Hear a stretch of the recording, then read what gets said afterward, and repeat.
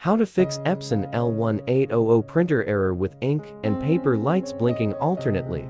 Easy DIY repair anyone can do. To successfully reset, the first step is to clear all pending print jobs on your Epson L1800 printer. Make sure there are no stuck print commands left in the queue. Next, turn off all Windows antivirus programs or any other antivirus software. If you don't disable them, you won't be able to run the Epson L1800 reset software. Make sure to disable all antivirus programs before downloading the Epson L1800 reset software to your computer. If you don't disable the antivirus program, it will automatically delete the Epson L1800 reset software you just downloaded to your computer.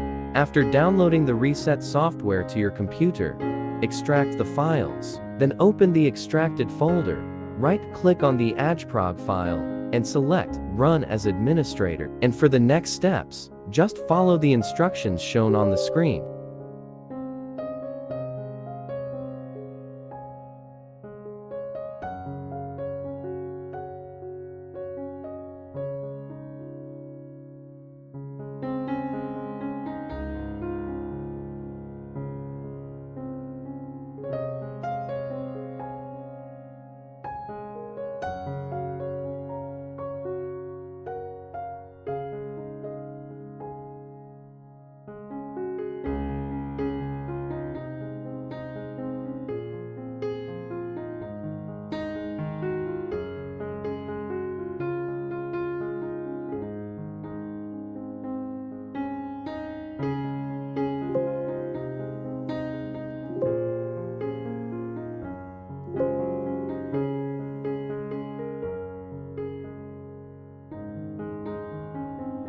So, we've completed the Epson L1800 printer reset. Now, turn the printer off and on, and check the results.